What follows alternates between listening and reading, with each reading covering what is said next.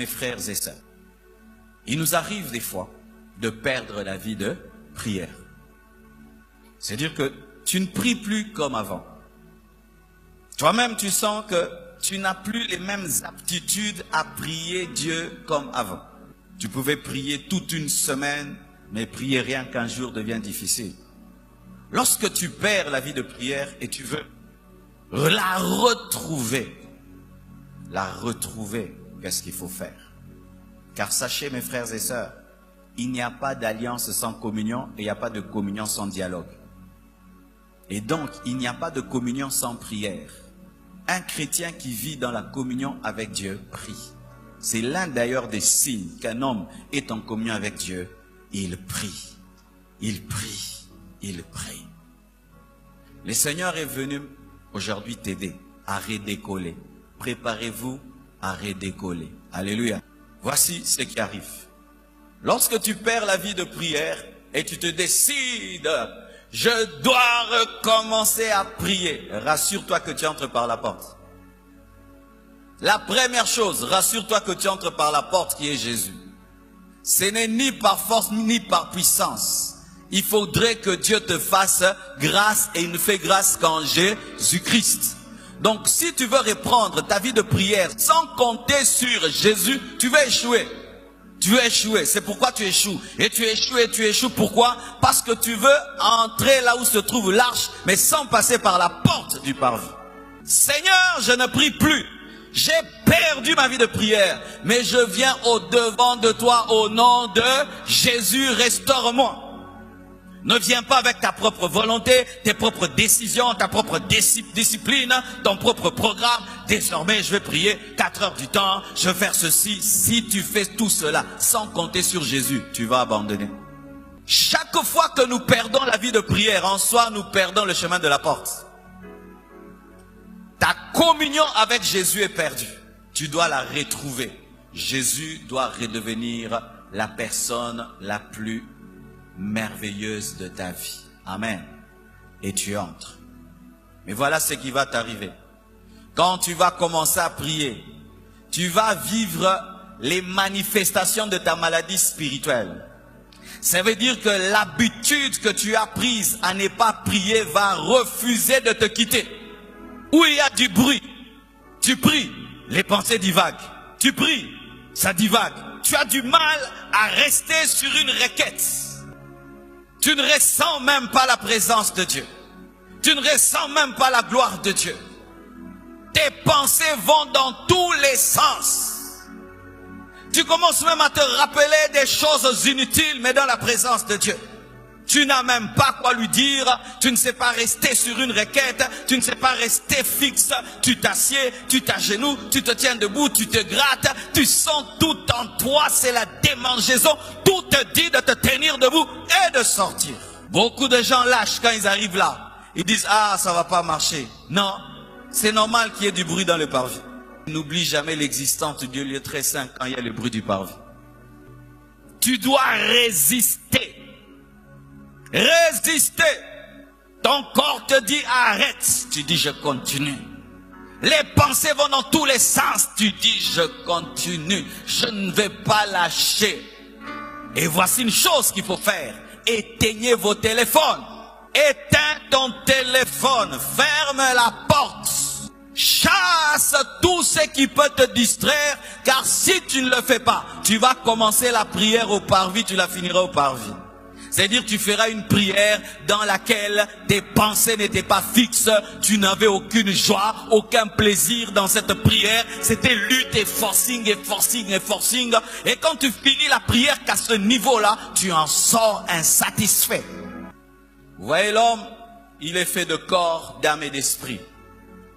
Lorsque tu pries au niveau du parvis, c'est une prière où tu sens ton corps. Tu pries mais tu n'as pas conscience du Saint-Esprit.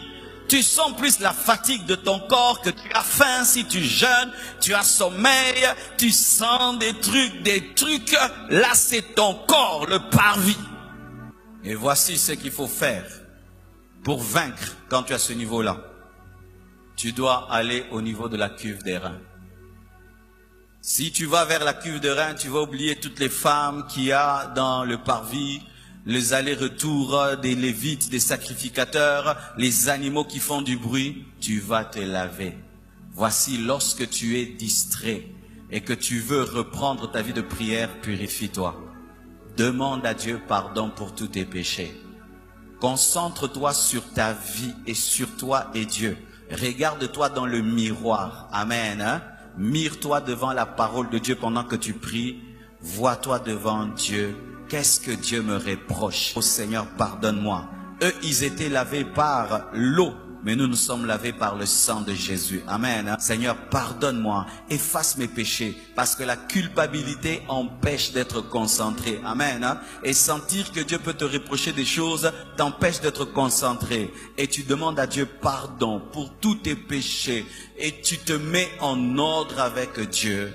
Ensuite, tu te concentres sur l'œuvre de la croix, car l'autel des sacrifices représente Golgotha. Tu commences à dire à Dieu merci pour l'œuvre de la croix, pour le sang de Jésus qui a coulé pour toi, pour la rédemption, pour la justification, pour la rémission de tes péchés, pour le tombeau qui est vide, pour tout ce que Christ a fait pour toi. Et plus tu te concentres sur ce que Jésus-Christ a fait pour toi, tu commences à oublier tout ce qui se passe dans la maison, tout ce qui se passe, Tu oublies tes péchés, ton ancienne vie, et tu dis merci Jésus pour ton onction dans ma vie. C'est parce que tu es mort.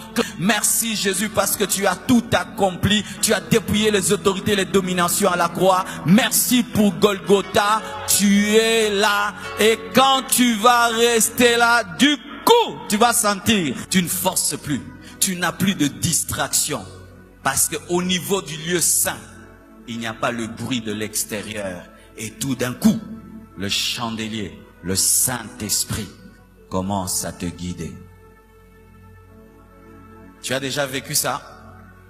Où tu commences la prière, c'est le forcing, et tu pries même en langue, mais langue en oranzoto, tu pries, et puis même la plupart de nos cultes commencent comme ça. Et ça, tu peux vivre ça dans ta chambre, toi-même dans ta chambre. Mais le problème de beaucoup de chrétiens, c'est quand vous luttez là, le corps vous tient, vous distrait.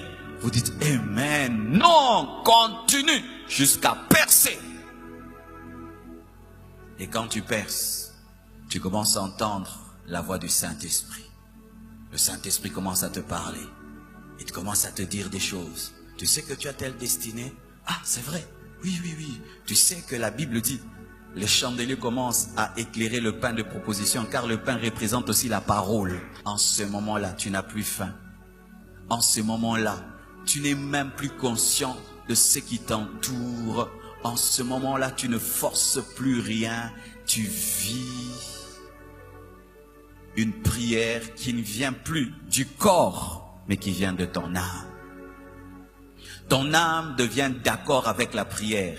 Parce qu'au niveau du parvis, ton âme ne veut pas prier. C'est pourquoi David dit, réjouis-toi, ô mon âme. Il ordonna à son âme. Pourquoi? Parce que l'âme peut refuser. Alléluia.